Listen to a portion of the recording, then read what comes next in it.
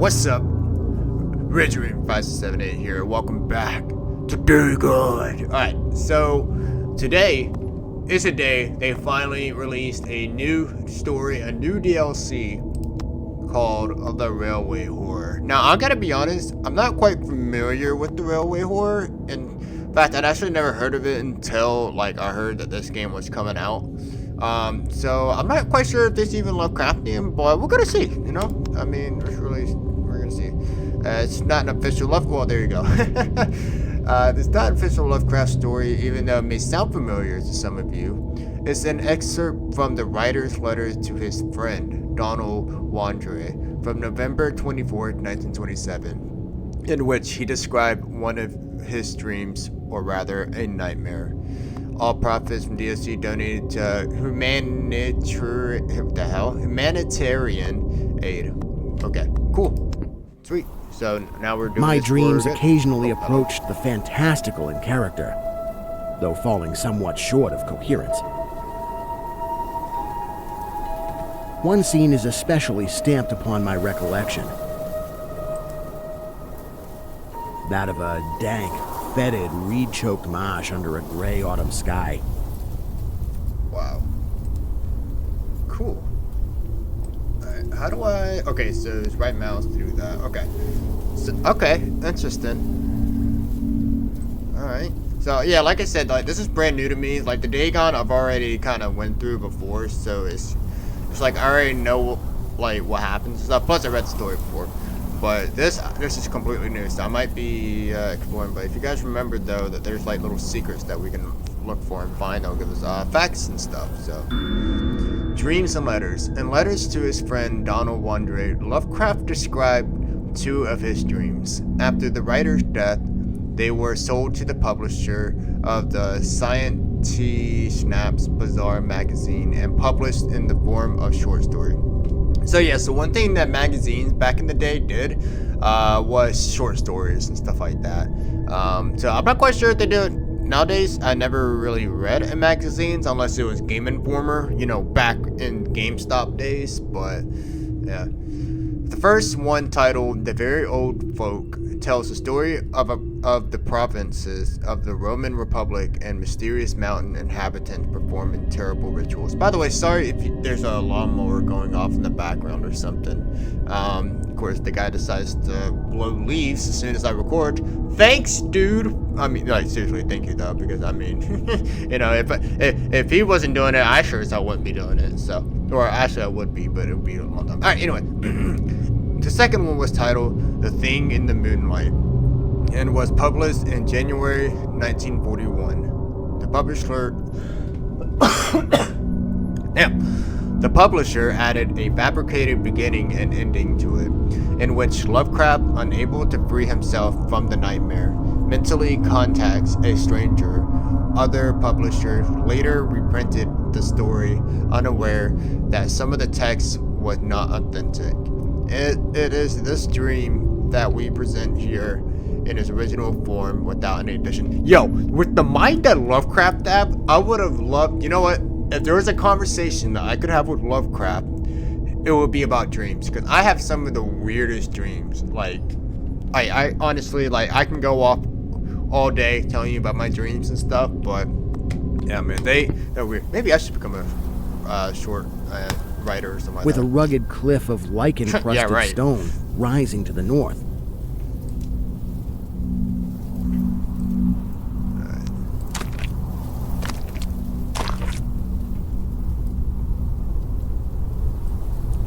Let's get and see if there's anything.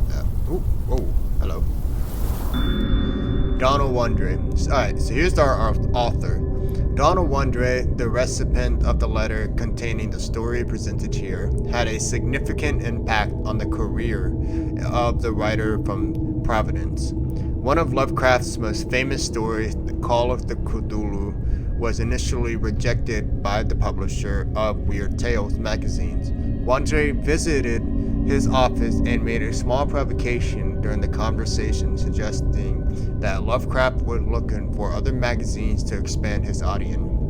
After this visit, the nervous publisher decided to accept the story and then publish it in 1928. Just like Lovecraft, Wandre was interested in poetry. Among others, he created the Sonnets of the Midnight Hours, a series which inspired the creator Dagon to write the famous sonnets Mushrooms of Yugoth. But his greatest merit was co-founding the Arkham House, publishing house with August Derleth, which published Lovecraft's work after the writer's death, contributing greatly to his current popularity. Thank you, boys. See, you know what? Heroes don't work alone, you know? So, Batman, Robin, does Superman have a sidekick? Superboy? Impelled by some obscure Superman's quest, whack. I ascended a rift, or cleft, in this beetling precipice. Alright. See, is there any more stuff? No. Alright.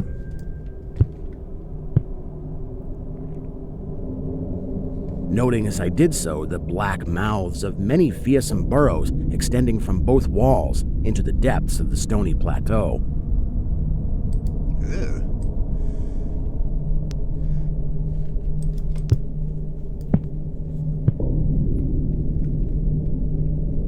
At several points, the passage was roofed over by the choking of the upper parts of the narrow fissure. These places being exceedingly dark and forbidding the perception of such burrows as may have existed there. In one such dark space, I felt conscious of a singular accession of fright, as if some subtle and bodiless emanation from the abyss were engulfing my spirit. But the blackness was too great for me to perceive the source of my alarm.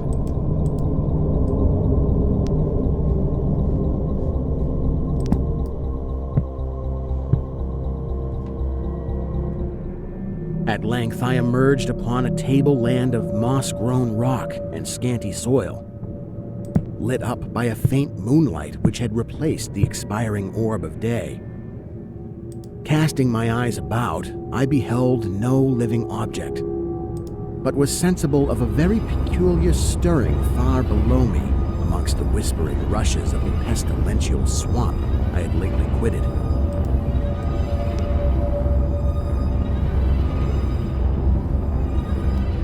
Oh, damn.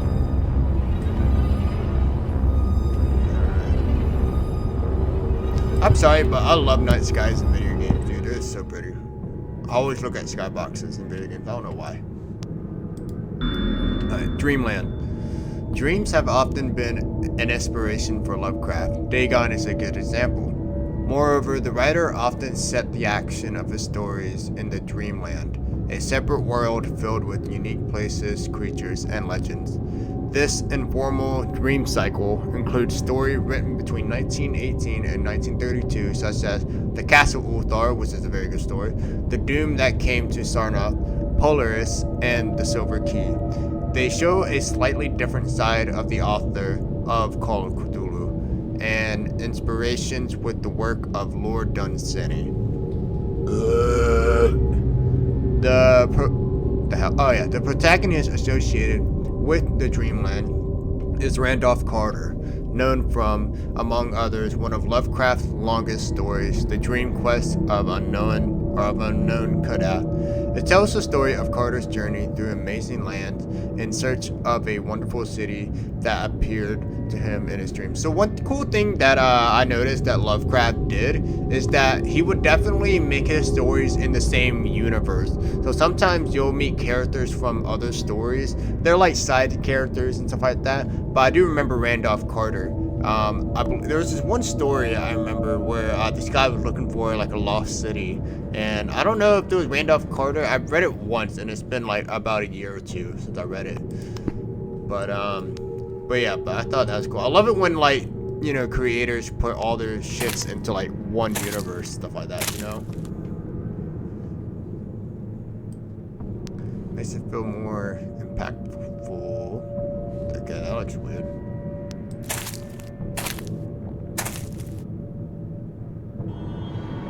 After walking for some distance, I encountered the rusty tracks of a street railway and the worm-eaten poles which still held the limp and sagging trolley wire.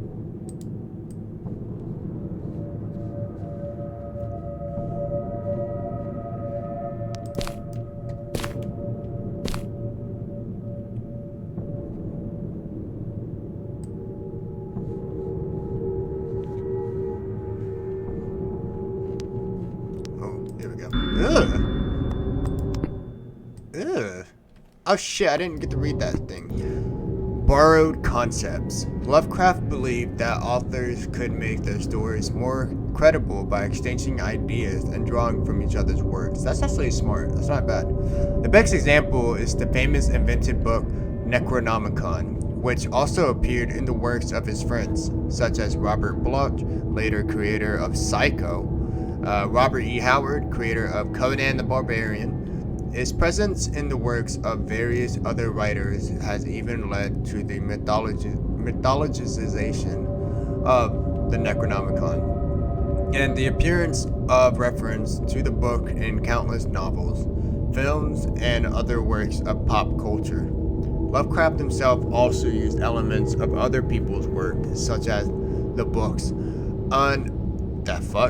Unausprechlichen Kulten. I've never heard of that before. Nameless Cults by Robert E. Howard, and The Vermis Mysteries of the Worm by Robert Bloch.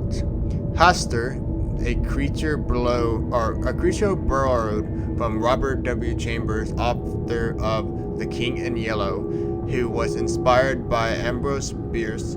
He also used his Land of Carcosa, which later appeared in the TV series True Detective. The fuck?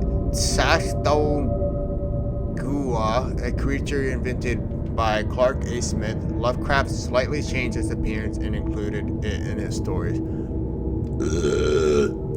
We wanted to follow this tradition, so we included objects from 3 other games created by our friend. I wonder if you'll be able to recognize them. Well, I definitely won't be able to recognize them, but the fact that they put that there at such a good place is fucking creepy. So good job, devs. So, yeah, good job. Ooh. Ugh, it's so eerie, man. I just hate, I hate, one thing that kind of does creep me out is just seeing faces, you know? Just faces. Like, just out, where not, a face that is not on a human head. That is weird. So hey, maybe I should make a short story about Following that. This line, I soon came upon a yellow vestibuled car numbered 1852 of a plain, double-trucked type, common from 1900 to 1910.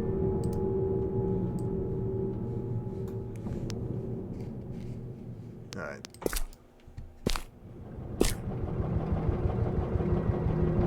It was untenanted, but evidently ready to start. I love the New York accent, by the way. I wonder if Lovecraft had a New York accent. Actually, yeah, I wonder what accent he would have had. He would have been, hang on. I now I gotta remember because now I'm lost. So, where did Lovecraft born? He was born in Providence, Rhode Island. Okay. Honestly, I never met anyone from Rhode Island, so I have no clue if they even have a New York accent or whatever, but whatever. Alright, the railway has always fascinated people. The mighty power of machines, the freedom to travel vast distances, the romanticism of almost unrestricted explorations, thousands of strangers passing each other every day, but also the desolated train station, dreamlike journeys through the night, fatal accidents, and dangerous strangers. No wonder that this topic attracted horror and fantasy writers. From Charles Dickens' The Signalman, to Robert Bloch's award-winning The Hellbound Train, to Clive Barker's The Midnight Meat Train. Oh, that sounds like a dirty, yeah. Alright. It also, man, yo, I almost want to, like, if I can play a wrestling game where I can create my finishing move, I want to call it the Midnight Meat Train. So, after, oh my god, yo, if I didn't make my YouTube channel such a long time ago, I think I would put the Midnight Meat Train. That'd be so hilarious. Alright, I'm done. It's also impossible not to mention the most important Polish weird fiction writer, Stefan Grabiński. who's most famous for a collection of stories. The Motion Demon is dedicated to the railway. You will be able to get acquainted with his work through our next game. What? Yo, you guys already talk about getting our next game? Okay. And by the way, the steam locomotive was first used to transport passengers in 1825. I wonder if it has anything to do with the number dreamed by Lovecraft. Don't put that shit in my head, man, because I'm gonna sit here for like 20 minutes trying to figure that out. But yo, what? The Motion Demon is dedicated to the... Yo, I'm looking forward to it already, man. So, Like, I have no clue, and I completely doubt the devs, like, you know, watch my videos and stuff like that. Or, you know, anyone does. But, yo, I love these kinds of games, man. This is like where nerds who love reading old trolley being fashioned on the horror wire stories and the can air get brake together. pump, now and then throbbing beneath the floor. If I'm gonna be a nerd of something, I must rather be a nerd of old, you know, horror books and stuff like that.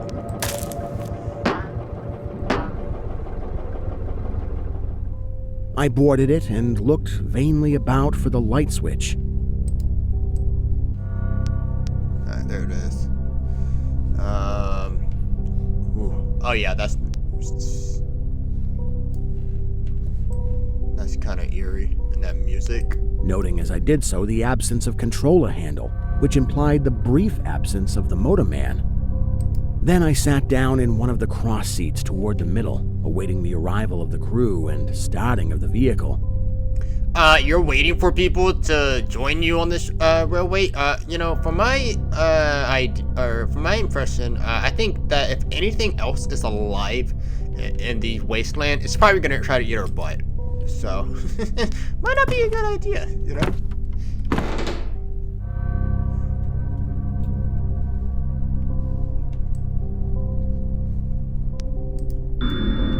The Visit.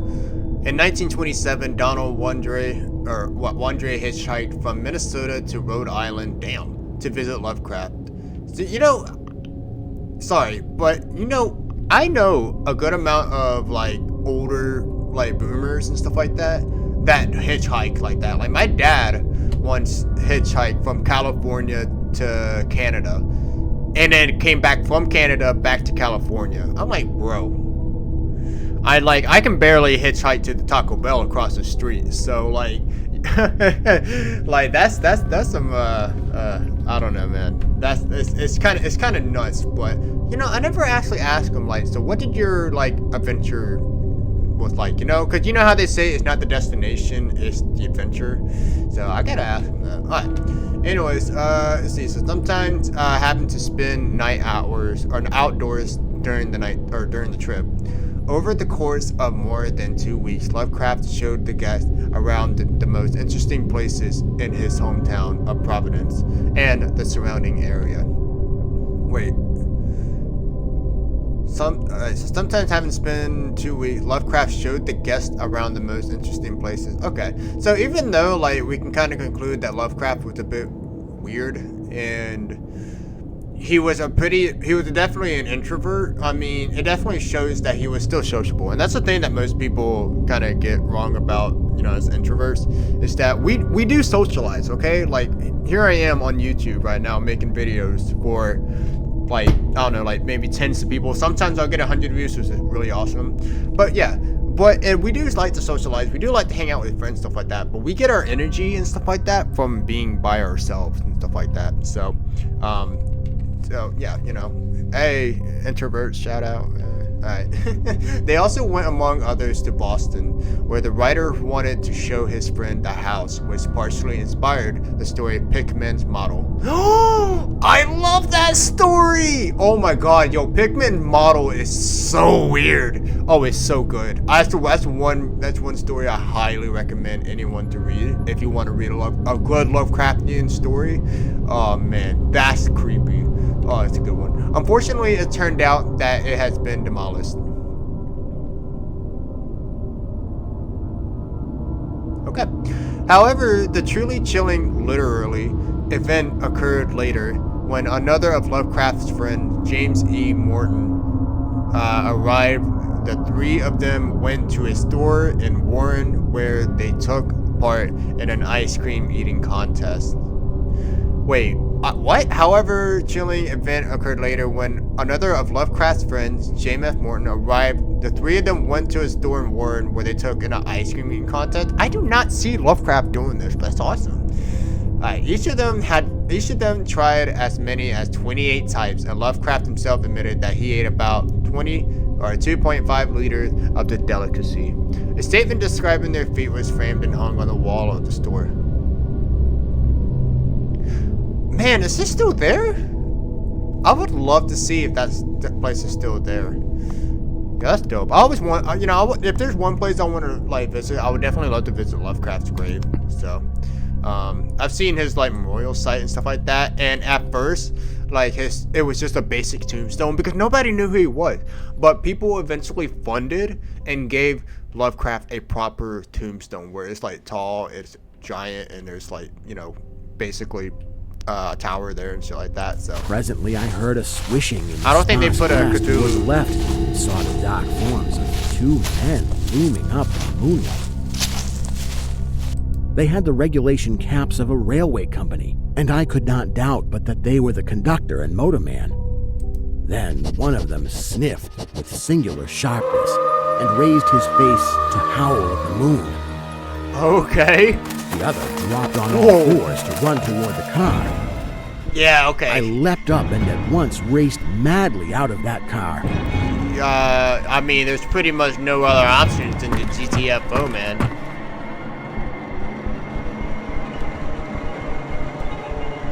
Oh, that's so wild. This just took a turn for the worse.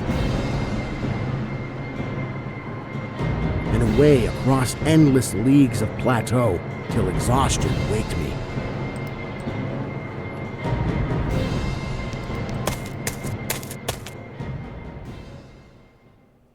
Doing this not because the conductor had dropped on all fours, but because the face of the motorman was a mere white cone, tapering to one blood-red tentacle. That's pretty cool. Inspirations. A man with a tentacle covering his face is a strong and disturbing motif. You may recognize his image as this is how... Oh fuck. Mysterious powerful creatures appearing in Lovecraft's story. Well, of course it's freaking Lovecraft's, of course, portrayed in the role-playing game called Cthulhu. Okay. If this was made by Lovecraft, then it makes a lot of sense because, these are supposed to be outer-worldly beings. We're not actually supposed to understand how to speak their language and stuff like that, so. Alright. A creature with a bloody tentacle howling at the moon became the most frequent depiction form of Nyarlathotep, although this is not how Lovecraft described it. The Presents story also became the inspiration for the erotic macabre novel Trolley number 1852 by Edward Lee. His hero is Lovecraft himself. He accepts a commission to write a specific type of story combining horror and sensual themes, which features the titular trolley and his terrifying motorman. I gotta look that up, man, because I was kind of wondering, I wonder if Lovecraft would ever put himself in a story,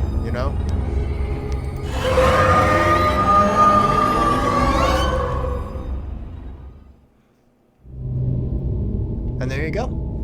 We hope you enjoyed our little journey into the world of Lovecraft's nightmares. We would appreciate you if you took a moment to leave feedback and check out your other games DLC. Well, I think I'm gonna go ahead and leave my feedback. I'll definitely rate it and stuff like that on my own time. But yo, that was cool. Okay, so yeah, it was a little bit on the shorter side and stuff like that, but that's totally okay with me. I mean, I really don't know a lot about the original story anyways, so I didn't know how long it was going to be anyways. And scary stories have been accompanying men for centuries. What is this? They have many faces and forms. But what is their purpose? Why do we enjoy being afraid so much? During our therapy, I'll try to explain.